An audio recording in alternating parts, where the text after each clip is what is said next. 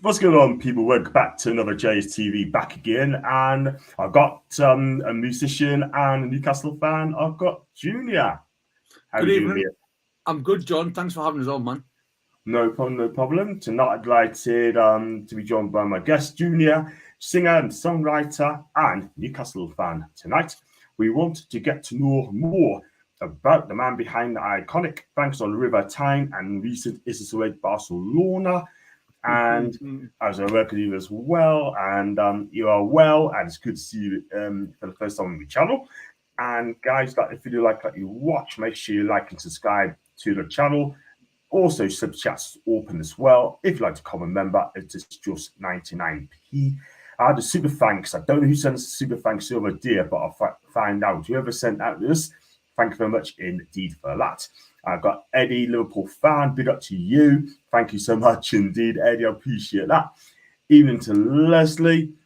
And make sure you share to your socials as well. Hi to Jules. Hi to Carlos. Hi to you, mate. And it's sent as well. Thank you, Leslie. And for saying hi to each other as well, which is great. So, yeah, so welcome the man. And just before you go on to the questions, right? I mean, yeah. What do you think of the Newcastle season so far, quickly? Too soon, man. Too soon. Let's not get. We're getting carried away, and it's a storm in a teacup. It's nothing at the minute. Only 3 games, and I think we're worse off after 5 last season. So, yeah. I think we've overachieved last season, and everyone's kind of expecting more this season, and we just need to just simmer in Eddie Wood trust there. Absolutely right. Exactly the same thing. You got all these people right come on and say, you want gone and want gone. We're going to discuss that later on, by the way, and talk about it. So before we do that, we're going to go on to the questions as well. Make sure you get the questions in to Junior as well. And the first question I'm going to ask you is, Junior, I've spoken to you off stage. You feel comfortable to talk about it? Cool. If not, no problem. It's actually your health status that I like to start with, if that's cool. I was shocked to read about your health issues, but also inspired by how you have used this to carve out a career and feed your desire to leave your mark on the world. Would you like to tell me about this? Yeah, of course. When I was 7, I left, I'm not going to kind of endorse this, but I left school at like 14, 15 with no GCSEs, no backing. From a young age, I've always been involved with stage, whether it be in school or whatever. So I left school at a young age, and I pursued a singing career. And so soon after, around, I think I was 17, I got a career to go and work in Spain in Benidorm, like singing over there. But shortly before I went, my dad had years and years of blood clots, and they didn't know how or why. But surely, just before I took off to Spain, they found a new thing that was hereditary. So they tested me for it to see if I had it. Obviously, I was going on a plane and stuff, and sure enough, I had it. But they said because it was 2.5-hour flight, I'd be fine. You know, I was young, and so I went on the flight. And a month later, I got flown home because I was unwell, didn't feel well in myself, just generally. And when you're over there, if you don't work, you don't get money. It's there are no benefits or anything in Spain. So I came home. I was going to get better here and then go back. That was the aim. And soon after getting home, I collapsed, and I was given 48 hours to live. And sure enough, the blood clotting disorder that I had took effect, and I had multiple blood clots in my left leg, my groin, my spine, my left lung, and pneumonia, both lungs, and I was left fighting for my life. Which I'm still here to tell the tale, but it's left a permanent mark on us, and I'm like still waiting. They've said eventually my left leg will need amputated because of the damage that the majority of the blood clots that I had were in that leg. So I'm just kind of but I don't sit and like dwell on it, or I've just that's why I've turned it around and tried to do something even with the disability, whether it be getting out supporting charities or singing at gigs, or I'm still trying every day to get up and do something constructive and positive. And even if it means that I inspire somebody else, that find themselves in tough times, then so be it, Yeah, absolutely. It's good to see you back with us now. I mean, happened 3 years ago. I was in the same situation. I nearly lost my life as well, and I had blood clots on my lungs. And I was in hospital for 5 days. I was okay after one night, but they kept us in for 5. I was off for 3 months, and I'll tell you what, I was lucky. We was lucky, man. Yeah, it's a horrible predicament. Oh man, but so like I said, you know, it's these things in life that make you want to do better and be better yourself. And I mean, at the end of the day, you know, I know it sounds sad, but there's children with cancer and stuff, and they don't even get to see or have a life. So I feel quite blessed in that sense that despite all that's wrong, and I struggle on a daily basis, obviously mental health and all that suffered as well because of at such a young age, everything was taken away overnight. You know, I can't do. I used to love to play football. I couldn't do that anymore because I'm on lifelong blood thinning medication. Yeah. So like all that was taken away, and it's just basically now, like I say, I'm just making the best of what I've got left to offer. You know. Absolutely. You're still a young lad anyway, like, do you know what I mean? So whatever age you are. Thanks for the compliment. I'm nearly 40. Nearly 40. Wow. Look at you. Try 54, mate. Try 54. Well, you look as young as me. You look as young as me. Thank you, man. Thank you. Share the love. And yeah, we'll go to the comments, guys, for the next question as well. Hi to Carlos. Hi to Ian. Hi to Alan as well. And got one here. I lost a mate with a blood clot. He had a heart attack due to clot. So sad. Carlos, my thoughts are with you and your mate. And I do apologize for the news as well. And I thought that Amazon documentary in Newcastle was crap. I wanted to see some heats rolling on the ground. Chop square. Very disappointed. Not seeing the Saudi doing a little bit of chopping. That's some Billy Hayes. Wow. Okay. Wow. On me jollies and Ambleside from the 5th anniversary with Emily. Congratulations on your 5th anniversary, Ian. Share the love to you and share to Emily as well. I've gone to the next question as well, and the next one is: I have to say, I will always associate a bank on the River Tyne with our takeover, and this is a way to Barcelona with our current Champions League adventure. But being aware of your story make it all the more special. Thank you for sharing, Junior. Thank you so much. Seriously, man. know. It was a strange thing because Banks of the River Tyne obviously were in lockdown when I wrote it. So at the time we didn't know, you know, what was going to go on with anyone's job, I suppose. But like obviously pubs and clubs were, you know, one of the most affected by it. And that's where obviously, you know, when I go doing gigs, that's where my trade is. So I found myself going fishing of all things. And while we were fishing, we were writing the song.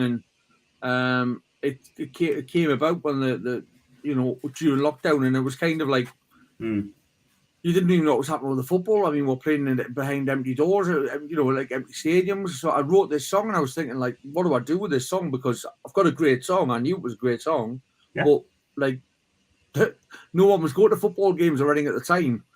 So I kind of held on to it for a little while, and then I went and recorded it. And sure enough, no one could have predicted what happened. I brings the song out. What happened? Like, was it 3-4 days later, the takeover or something? Yeah. I was just like, wow.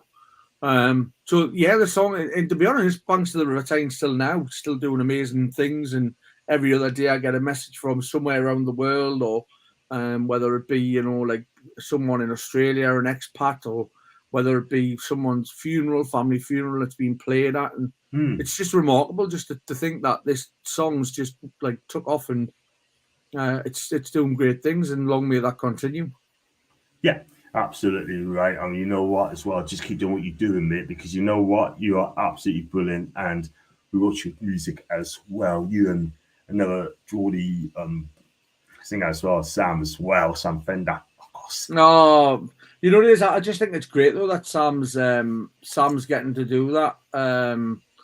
You know, coming from North Shields, and he's very much like me, you know, from a working class background, and and he's not forgot that, you know, still see him walking the streets, like, you know, like, you know, just when you drive past, it's like amazing because he's not trying to hide away from where he came from, or he hasn't, the celebrity status hasn't went to his head, and I think that's class. I think it's really, really good. Absolutely. And you know what, mate? I mean, if you're ever doing a concert, let me know, and I'll be there as well. Definitely. 100%. Because you got to see Geordie Van as well doing fantastic as well. Thank you, Jules. So I just had to read it because at the end of the day, I was sort of. I do apologise for that comment as well in the chat as well. Thank you, Jules. And you always welcome my guy and share the love to you as well. And big up to Court Fire as well. And person doing a night. Mariah Carey, yeah. I want to do the Christmas song with that because she's made that much money off it. Get to play it every year. Yeah, she's a fantastic singer, man. She really, really is. Really is. Banks of the River Tyne class, but I love singing the Barcelona song at the tune. That's from Mr. Sutcliffe as well. And yeah, so and going to the next one as well. You're very well known throughout the Northeast, thanks to packed gigs and festivals, as well as pre-match gigs at places like the Wonder Bar, which I've been the other week. And another thing I read about you is that you are the first ambassador for Wallsend. How did it come about, and what did it involve? I think, like I said before, you know, when we health issues and that, I didn't let it get us down. So I strived. I thought I was given a second chance for a purpose, and that purpose was to help others that were in need or in, you know, like fundraising or charity and every year I'm always looking to help someone or something and make an impact, you know, not just I suppose like every year I try and help as many charities as I can, if and where I can, you know, because there's only so much you can do for so many people.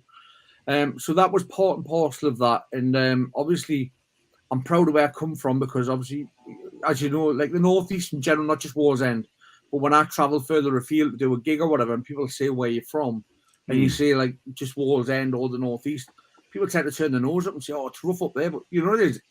Tell me one place in Britain in Britain that hasn't got a rough part to it.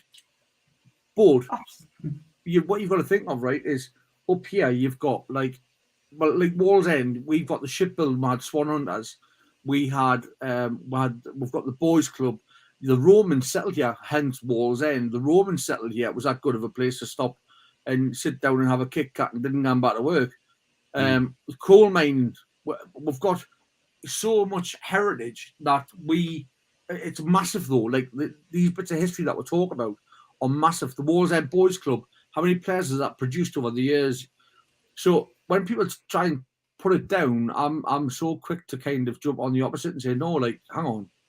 Like, we've done loads for the Northeast. And so partly that as well, like I am an ambassador for the Northeast, I suppose, like in that fact that when I do travel or I do go places, I'm always proud to fly the flag and, you know, put the people straight that try and say otherwise. So part and parcel of it, and then out of the blue, I got awarded the first ever ambassador for my hometown, which was just like absolutely mental, and it's something I'm really, really proud of, and I think it's not very many people get given it, so it's certainly something that in this lifetime I'll be very happy to know that I've got it behind us. Yeah. Absolutely, like you just said there, it's not going to give it to you. You got to work hard for it. It's as simple as that. You know what I mean? So you don't get now for now. You got to grab it and just grab what you can. So yeah, of course, definitely. So, and I've got the next question for you as well. Back in 2010, you won a BBC competition to release a single for children in need. Yeah. Congratulations on that, by the way. Seeing off 110,000 people, other entries, and also your song "Say Goodbye" was adopted by Help the Heroes. Is the connection with the charitable organisations important to you? And do you have any else in the pipeline that we could help you support and promote? Well, back then, what had happened was after I had my health problems, I'd had the clots in the lung like yourself, and back then smoking was allowed in pubs and clubs. So when I tried to go back to work singing, I found it impossible because the smoky atmospheres it didn't help at all. So I unfortunately I couldn't go back to work, and it killed us because that's what I wanted. I've always done, and it was the only thing I knew what to do. And then in 2010, the smoking ban came in. So BBC Radio Newcastle got us in to interview us talking about the smoking ban and how it would help people like me to get back into work with my health problems. And when I was there, they mentioned this competition thing coming up, and I was just looking for a local area song. And as far as I remember, I'm thinking back, the kind of the divided Britain into 4 quarters: northeast, northwest, south, and east. And they had different BBC radio stations getting people sending songs in, and then they were whittled down. And I covered The Impossible Dream from the film The Man from La Mancha, and that was the song that went on to win. And we got to shoot a video with Pudsey Bear and everything, which was like amazing because like it was a big achievement again. And at the time, I was writing other songs as well because obviously I wanted to try and use this opportunity when I'd opened like big doors to try and see like if I could get something else off the back of it. And I'd wrote a song called Say Goodbye. And Bryn Parry, who is the co-founder of Help for Heroes, he got in touch with us, and they adopted that song for their charity, given the words kind of resonated with armed forces, people that serve, going away and leaving loved ones behind and stuff like that. So they kind of followed suit, you know. So like that kind of opened like a little bit of a platform for us back then. And that's why I've continued since then to write my own music. And it's only been really the last 3 years that I've bothered like with Newcastle United, because like before that it was all like pop music and country music and stuff like that I was writing. And then like I say, a mate of mine, Chris, when we were going fishing during lockdown, he said, you know, like, is there nothing more you want to do like with your career? And I said, I would love to write some local songs, you know, like about home. And hence that's where Banks of the River Tyne come from. And then obviously the back of that, we did We Love Eddie Howe, which was Sweet Caroline. We rewrote that for the cup final. Yeah. And then now, obviously, Is This the Way to Europe, the Barcelona song. So that's pretty much where I'm at the minute, John. And I just take each day as it comes, and I'll just keep writing every wave that comes, you know, whether it's Banks of the River Tyne or whether it's the Europe song.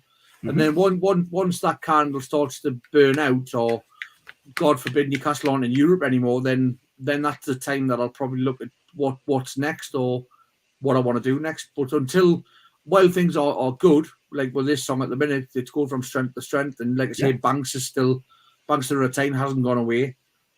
So as long as there's something happening in my life, then I'm more than content. But it's not to say that I haven't thought about it, because I have given it a thought. But I think I've given myself a bit of a benchmark to have to follow on from. Like anything that I do now, people are going to say, well, that wasn't as good as that, or wasn't as good as that, or so that's where I'm at. It's all about consistency, isn't it? It's all about keeping it going, and you just got to keep at top of it as well. And, you know, just don't leave a gap as well if you can help. You just got to strive for better as well all the time. You've got to keep going. All these fantastic pop singers, like, you know, when they first come in the scene, they just keep going and going and going. When you get to, like, people like Pet Shop Boys, they don't do singles every month for that. They do, like, albums every, like, 2 or 3 years. 2 or 3 years, They are brilliant, you know what I mean? It's so big, but big up to people like them as well. The next question is, as a result of your songs, it was reported that you were a victim of online abuse. What advice would you give anyone going through a similar thing? Because I tell you what, there's been plenty of them at the minute. I think Twitter is a funny platform, because people can hide behind usernames and false names and etc. But what they don't realize is it's the impact. You don't know what that person's going through at that time, so you might find it humorous to yourself and your friends to jump on board and have a go at that person on that day, but you don't know where that person's at, and that might be the final push. So you know you've got to. And the thing is, I think there's always things in the paper saying, you know, like Harvey Price, Katie, what's her face? Katie Price. Katie Price. She'd got this Harvey's Law brought in where online trolling was going to be stamped out and stuff. It hasn't made a pick of difference. No. But at the same time, though, you've got to feel sorry for the law, because like the police and stuff now, they're so stretched as it is. The last thing they need now is like people ringing up saying, oh, I've got someone on Twitter, I've got Facebook. I think the police have got enough to deal with as it is. I mean, they get enough stick as it is in the media without obviously all this extra crap on top.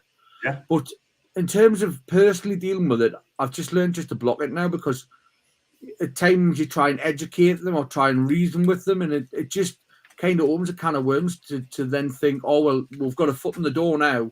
So I'm going to go and get 10 mates and they're going to come back and we're all going to join in. And that's not what social media is there for. It's meant to be there for people to kind of socialize. It's kind of like an online pub. But it's not being used in that way. And to be honest, the world's got enough crap going on right now without needing to have, a place to escape also being toxic. And no more so can I say than I've noticed this. You touched on at the beginning of the show tonight that about Newcastle United's results. And in this last week, the amount of hatred and argument I've seen between fans is like unreal. Absolutely unreal. And it scares you because it goes to show, right? I mean, for me, we've overachieved last season, right? I think we're 4 years ahead of where we should have been, which is great. Look, it all comes down to effort. So they've achieved it, but overachieved in my eyes. God forbid if ever we win something and then the following see you win the FA Cup. If we get knocked out the FA Cup the season after, is this how fans are going to react? Because are we going to become expecting, the best all the time? Because that's not possible in life. Perfection is not a thing. It doesn't exist. So this is something that Newcastle fans have got to come to realise is that, like, you've got to take the bad with the good. And it just seems like when the bad comes, it's magnified by part of our fan base doesn't like, none of them like to lose, but it's part and parcel of the sport that we're in. Do you know what it is, like, June? If you're not careful, we're going to end like AFTV. I mean, that's one of if when they get beat Arsenal, they get they come online, people like the judges and that sort of thing. I've seen some of it.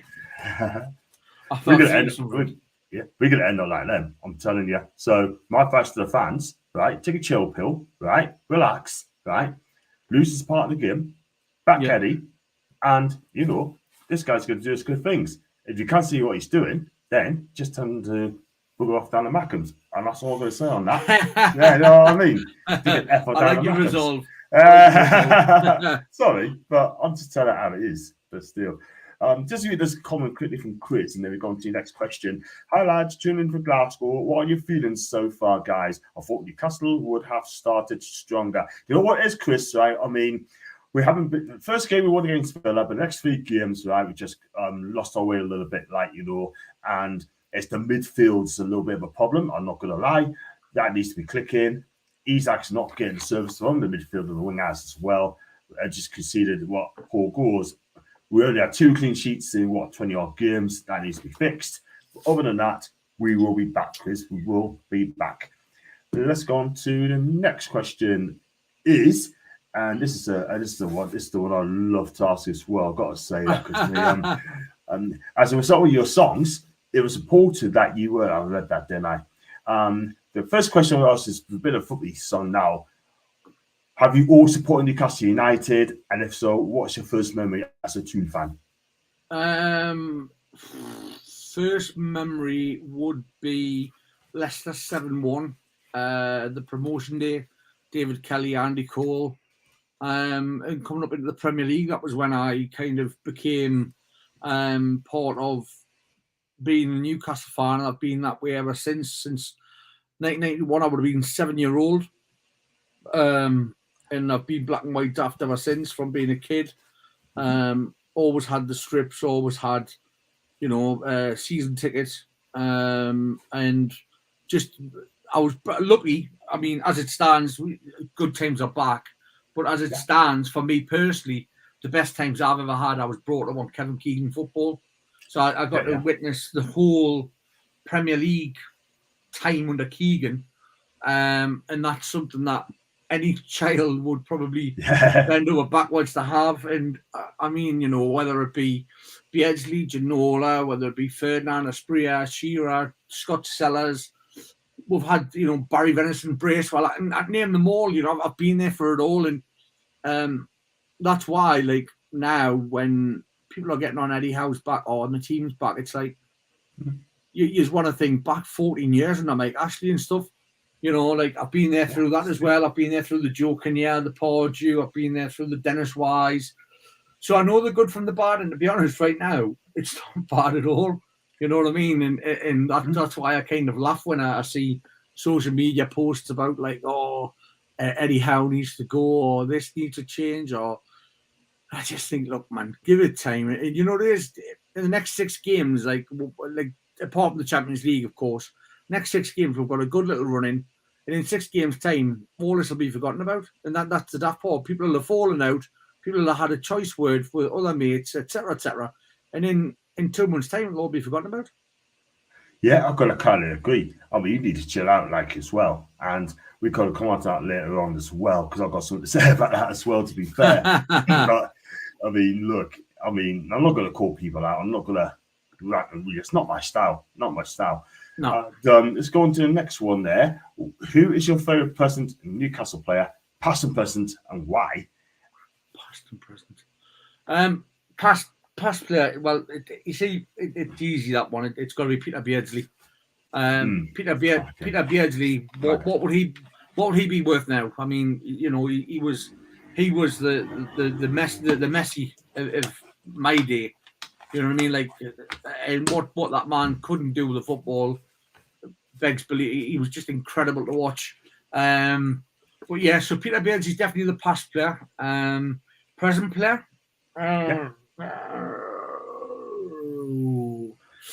I'm gonna go with, and I'm gonna tell you why.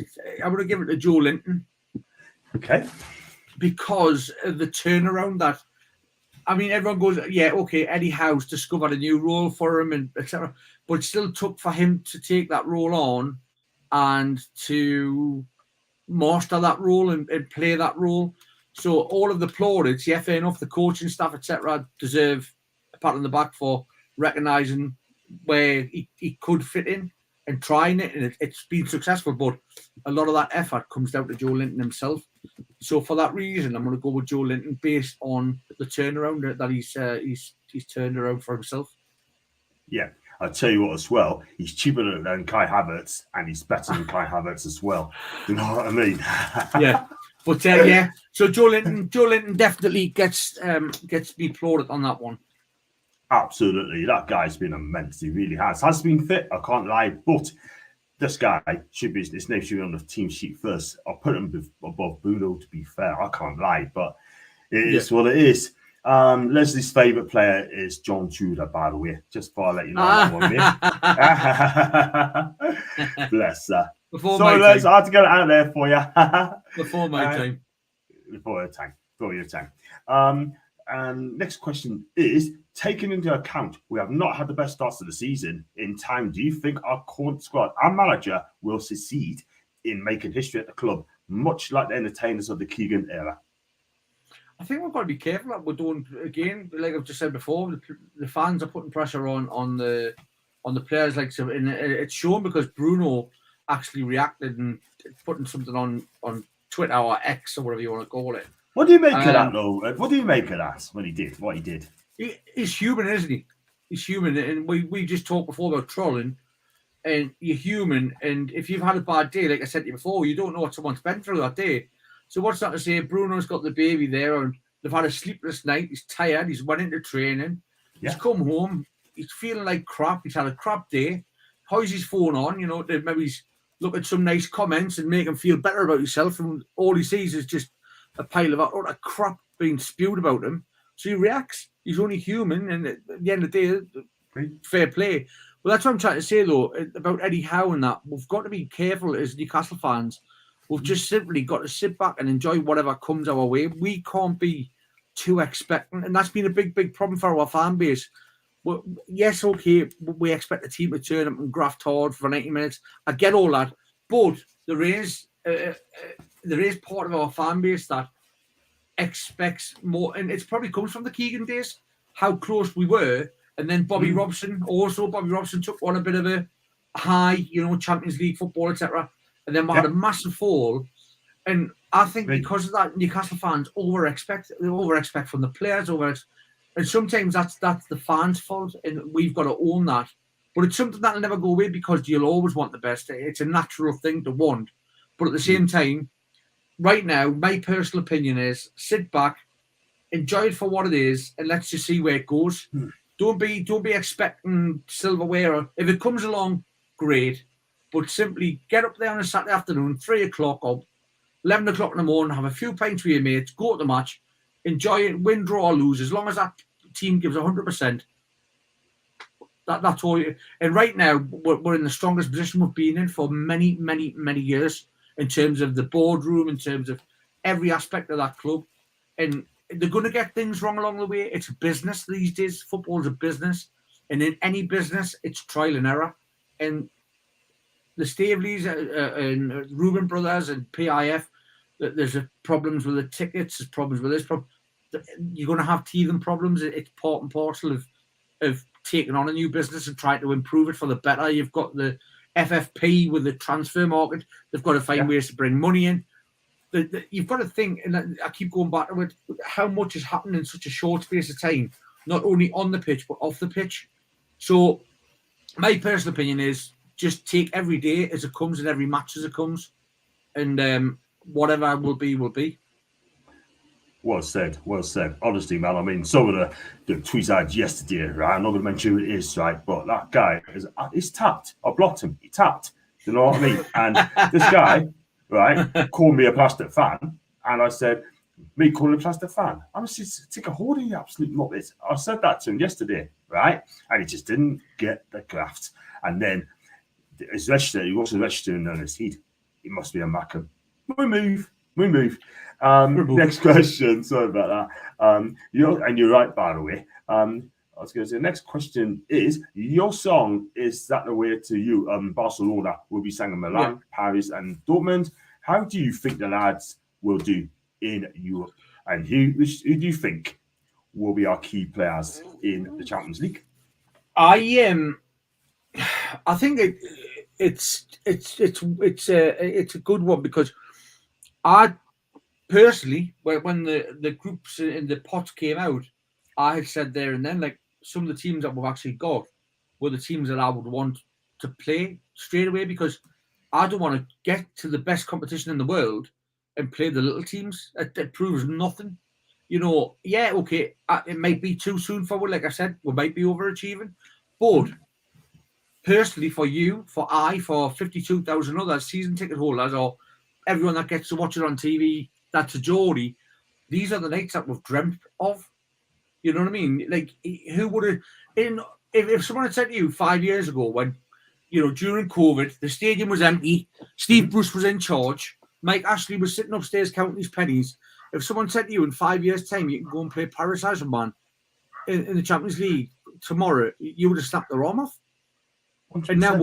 And now we've got it. And I just think it's a brilliant thing that we've got the group of death, 100%, but we want to compete at the highest level. We want to see where we're at. It's a marker, because, like we've just discussed there about achieving and overachieving, it sets a mark for Eddie Howe and his staff and the owners to see how far, or what, like the Man City game, we only got beat 1-0, you know, again. So it all helps the ownership and the club balance exactly where we're at and how far we need to go forward to become what the owners have said they want the team to become.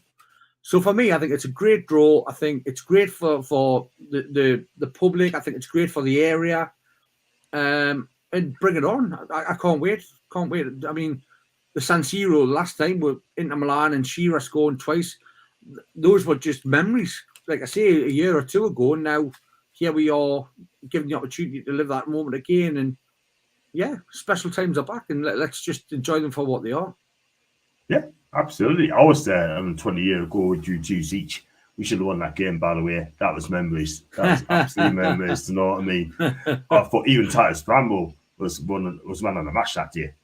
He defended properly that day. I mean, she has got twice, but one of the man of the match. You talk about Titus Bramble. There's another player that on his day, and it was always against big teams. Whenever we played big teams, he performed.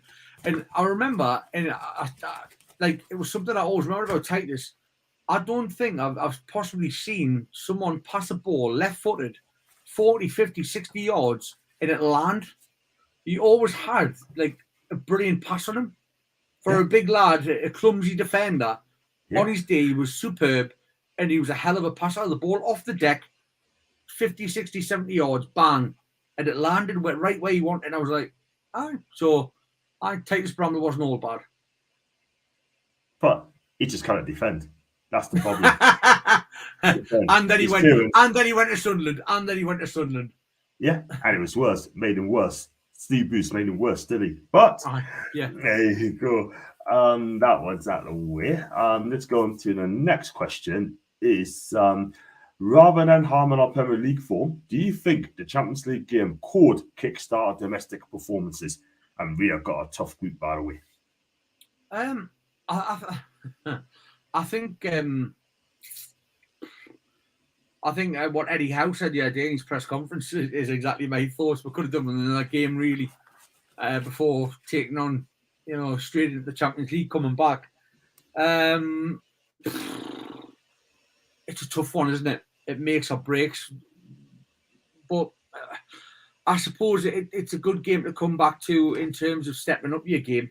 You know what I mean? I think it's some. If you're gonna rise up to a challenge, then what better challenge to come back to than the Champions League? 100%. I mean, the best competition in the world for me. Best competition in the world. And you know what? We're relishing it. Can't wait. Bad is this. I can't go to Milan because I can't get time off. They've got too many hours off, so I can't go. So I'm gutted. I'm absolutely gutted. But it is what it is. So always another time. Can you see Eddie making changes to starting 11 after this international break? For me, I can see that he's going to make some changes. I really do think that. And I saw today as well that Owen Hargreaves has come out and said that if Tonali did what he did on Saturday against Brighton for the first goal we conceded, then he would drop for a month. That's Owen Hargreaves. But look at the first goal. I think it was a poor goal from Pope to Trippier, Tonali. It was a poor goal. I watched it back and I went to the game. It was horrendous. The thing is, though, John, what you've got to think of it in light of like Tonali's just finding his feet. I remember, like say, instance, we'll go back to Thierry Henry. His first season over here, he was woeful. He wasn't the best, and it took time for a foreign player to find his feet. And then look at what he left behind in the English game. And I always remember that when it comes to foreign players coming into the game, that you've always got to give them time to adjust. And that's why I think the same's going to happen with Tonali. I think it's going to take him maybe even a third of the season to find his feet. And at the minute, it's new for everyone. Like for me, my opinion is, at the minute, I noticed against Brighton there was 4, 5, 6 occasions where a ball dropped into an area, and when that ball dropped into that area, there was Tonali and Bruno battling for the same ball. That's something that on the training park they've got to work out between themselves. Can they? Because if they're going to play together, they need to start working out who does what. It's who sits, who goes. Because at the minute they're both doing the same thing. But I said the other day, now for me, and this is just my opinion, because one of my mates that I know is like he's a football coach, and he came back with like, that formation's dead and gone. I remember the good old 4-4-2, right? So for me, my team would be that of Pope in goal. Yeah. I would have Trippier right back. I would have Botman and Fabian Shaw.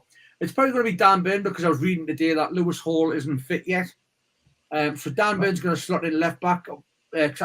Target. Not for me. He's come back from an injury. So, again, I'm not going to slate the lad just yet. But Dan Burn left back. Then across the midfield, I would have went with Barnes and Gordon on either side, left and right.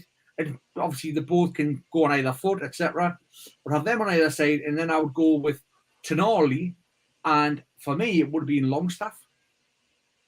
I think Newcastle ticked with Longstaff on the side. And I think Bruno and Joe Linton need rested. I don't think they're match fit yet. And then I'll be going with Wilson and Isak up top.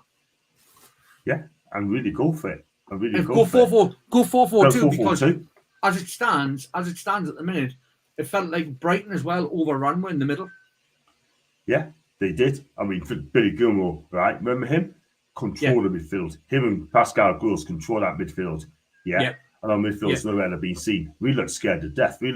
Our back four was scared of Evan Ferguson, 18 years old, turned 19. Absolutely scared of death. Hell of a talent. Scared of talent. Yeah. He is. So for me, but again, everyone's got their own opinion. It's not that I'm right, you're wrong, or whatever. But that's just my opinion. I would love to see them go back to 4-4-2, and maybe Tonali alongside Longstaff, that can work it out between them. Who sits, who goes, and maybe that little bit of time off the pitch for Bruno and Joe Linton that can sharpen the tools and get back to where they were last season, and then in time Eddie can change it around once again. But for me, as it stands, I just don't understand at the minute that Eddie's prolonging or going with this formation, this setup. Miggy is one of them players. He's either on his day or off his day. He had a few flash moments at the weekend, which is great. But consistency. That's what Newcastle United were last season. It was consistency. It was chasing the ball for 90 minutes. It wasn't letting the other team rest. None of that sort. Apart from the Villa game, it happened at Villa. We tried our best at Man City. The Liverpool game, well, God knows what went on there. And then it just further fell apart against Brighton, So I just think I would go with something different if I was Eddie Howe. And for me, that would be to play Isak and Wilson together. Yeah. It's very, very true. Very, very true. I mean, Alan's asking if you do it with Jimmy Neal. Jimmy Neal? Yeah, why not? Get Jimmy on the phone. I'll do it. No problem at all. No problem. Just a quick one there. And class social club in Wild saying that the Jubilee from Walker. The Jubilee. I've played there a few times. Yeah, it's actually it's got the nicest concert room. Man. Big up. I like it. And one last question. It's well before we go into the floor. Lastly, before going on to the questions on the chat, what are your thoughts on Amazon documentary like the Adidas and? Well, that went tits up, didn't it? Did it? Apparently, someone's going to get a sack, and he didn't. Yeah. I've got a secret suspicion it was a Mackham. So basically, for me, 2 seconds. I'll move this bloody chair. This chair keeps rolling. I'm trying to lock the wheels. Right, it's locked. So, back to the documentary, and it was interesting to see behind the scenes. It was interesting to learn a little bit more about FFP in terms of basically what it means is whatever the club earns, it can spend. So any price changes or ticket changes or anything like that, the fans have got to think first and foremost, the club need to make more money to sign better players and go forward like that. So basically for me, I got a better understanding of that, like FFP. So expect ticket prices to go up, expect season tickets, expect everything that the club does. That's how they make the money, don't they? We are their income. So it's going to affect us. It's going to affect fans in every way possible, probably. But again, it's been explained now. If you want the best players and you want to win things, and it takes money, and unfortunately, sadly, we're them people that's going to have to cough that money up, and that money then will run alongside sponsorships, and that's where Adidas come in, and then they've obviously got there's a new guy there, Dan, someone today has been appointed, something to do with brands as well. He's been appointed, young lad. He's going to be in there, no doubt, trying to source further money for probably board the hoardings around the ground, and so it's all aimed at putting money in the pot. So that documentary really showed how much work goes into that, really. So I enjoyed that sense of it. I enjoyed I suppose it was more the day-to-day running of the club. That's what fans, it intrigues anyone. I mean, I've seen loads of documentaries that I love watching them, whether it's been Salford with Gary Neville and all them. I've watched all them documentaries, and it's always great to see behind the scenes, And I just think it's good for us, the fans, because the one thing that we didn't have with, especially, I mean, you go back to the days of Lee Charnley, I don't even think I've heard the guy speak, in the whole time I never he was at the seen him club. speak. So the transparency now with the club, both social media and things like this Amazon documentary, has really helped to open that up and show the fans exactly what is going on. And I think it would be great to continue that going forward, so that we're able to see the club grow, behind the scenes as well. Yeah, absolutely. You just made some good comments there as well. We're gonna have to pay for it if we get better players as well, which is fair enough. Like, the money's got to come from the firms of the club as well, and we got to do our bit as well. So it's quite right. So you've got to pay for it. You got to pay for it. So it is what it is. Before we go on to the chat as well, I just want to bring this up as well. The channel is partnered by. Pleased to welcome the first partner, Toffs, the #1 destination for classic football shirts that recreate famous vintage Newcastle shirts designs. In addition to the massive range of retro replica shirts, Toffs brings you Newcastle-inspired bucket hats, features Bruno, Joe, Tonali, and more. Their products are manufactured and their goods are based, made by fans for the fans. Check them out at toffs.com. Our exclusive JS discount code gets you 15% off all your orders. Simply quote JSTV15 and you'll get your discount as well. And one more as well is the Magpie store. It's the second partner as well. Thank you very much indeed for that, guys. And you've got a fantastic website too. And these guys are passionate about supporting Newcastle and providing fans with quality Newcastle-inspired clothing. Their range includes hoodies and t-shirts feature Gordon, Tonali, Isak, and more. Keep your eyes open as they continue adding to the product line. The Magpie Stores is a new store for a new dawn in Newcastle United. They can be found at www.themagpiestore.co.uk. Quote our exclusive code JSTV10 for 10% off each order. Please contact JSTV via email if you also like to join our partnership team. Thank you very much indeed. I had to go for that, didn't I? It was just great. So let's go to some comments as well. Great to see Junior and Sam do it at St. James's. That's from Carlos. And Jules got kind of agree. I think I had a lot nasty but personal comments and it's unacceptable and they don't get punished for it. We need to report. I know them. Thank you, Jules. Thank you very much indeed for that. Keep up the good. Thank you very much indeed, Chris. Appreciate that. The reason I don't use social media, people can text or ring me easy life. I kind of agree. Agree there. And Varian Shah. Yes, Varian Shah. Terry Hibbert as well. She loves Varian Shah. She thinks he's world class. Ali John Judah as well. Alan and Les like him, loving the bits as well. Remember the song in your Liverpool slums? That's as well. Big up.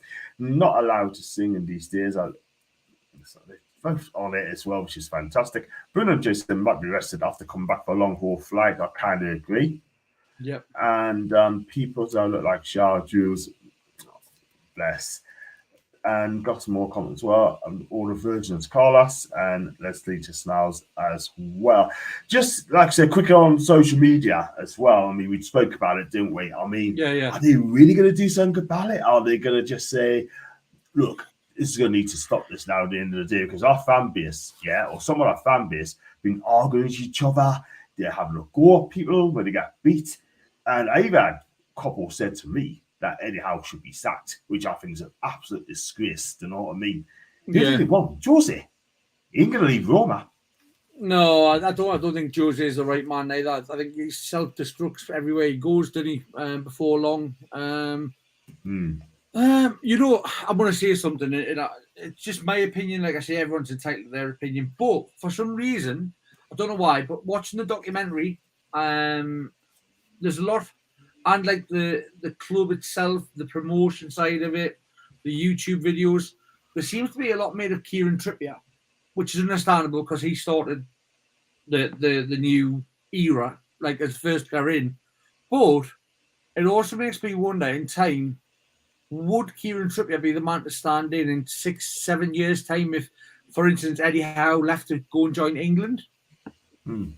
Could Kieran Trippier be that man that, and someone like Matt Ritchie alongside him? Because Matt Ritchie seems to be taking the back seat and coaching kind of role up there. And I just get a sneaking suspicion that maybe somewhere down the line that could be, in my eyes, a possibility that, they step in should the day come that Eddie Howe bows out of town.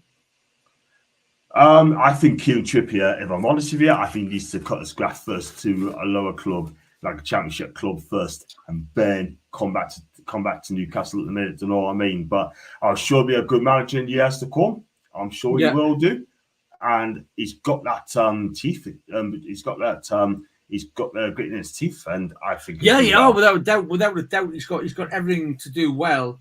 But I just foresee him. I don't know. I see him making a good manager.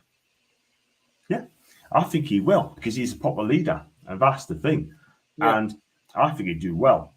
But future Newcastle manager, I hope that's the case. I really, really do.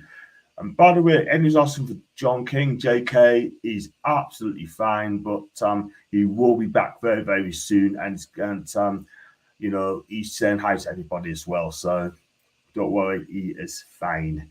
Episode focusing on Callum's upbringing was very interesting. We never know the struggles someone has overcome. That's from Jules. Yeah, that was surprising to watch. That was quite heartfelt as well, to see where he's came from, innit? Exactly. You know what it is, right? I mean, it's good to see people's histories as well and upbringing and how they got on. Might be tough for a few people as well, how they come through that, which I think is great. Absolutely fantastic. Like a documentary as well. Love that. And Green Junior, Trippier is certainly a student of the game. And I could kind of agree with that as well. We've got the international break coming up as well. And we've got Brentford on the week on Saturday. We know he needs to make some changes, Eddie, as well. I think this guy will turn it around, I believe. I do think that Junior and people are just going to have to keep quiet. Yeah. I just think going forward, it's just all about positive. The more positivity that we can generate alongside the club, the better it's going to be for everyone. We should just be enjoying what's going on, really. Do you know what I mean? The good times are here. Let's enjoy it. Yeah, absolutely. Just do it. You know what I mean? Just do this and do that sort of thing. Just enjoy it. The fans need to just take a step back. Like I said, just take a chill pill and it'll come. It'll come. If you could write a song for an artist, who would that dream? Who would be the dream? If I could write a song for an artist. That's a good shout, man. It's a very good shout. I want to say Sam Fender. Yeah. I think it will be easy to write for him, in the sense that we're both from working class backgrounds, so it wouldn't take much to write a song that we could both resonate with. So yeah, that would be cool to think that. Obviously, I'll be doing it for somebody else from the northeast. Yeah, that'll be a good little in-house kind of song. Yeah, definitely. I think you two would be fantastic to get out as well. Do you know what I mean? And can you imagine really nice. You two? I've met Sam. We did Banks of the River Tyne acoustic. We did an acoustic version, and we did a music video for it. And it was at the Lowlights Tavern where Sam used to work, and that's where he got his break in that pub, and that's where he drinks. On North Shields Fish Quay, and we were shooting a video in there in the room that in a pub we used to have a snug. They've still got like an old-fashioned snug room in there with a big fire and stuff. So we were shooting the video in there because we wanted it to be kind of rustic and very, like northeastern kind of. Yeah. So we shot the video in there, and that night Sam come back off tour, and he came in. We had the room kind of booked out, and obviously when he was coming in and out, he'd seen cameras set up and whatnot. And he came in and said, I would like to see what's going on and what you're doing. And he gave a good half an hour of his time and listened to the song, and he loved the song. And he asked for a copy of it because he's on his bus, his tour bus, coming home from being away, he has like a Newcastle playlist. Yeah.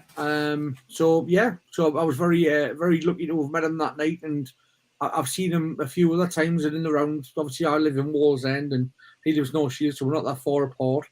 And I've seen him a few times, and he's always been, very open and not the usual celeb of I haven't got time for you because you aren't on my level. So I can't stand that. That's just ignorance. Yeah. I'm sorry.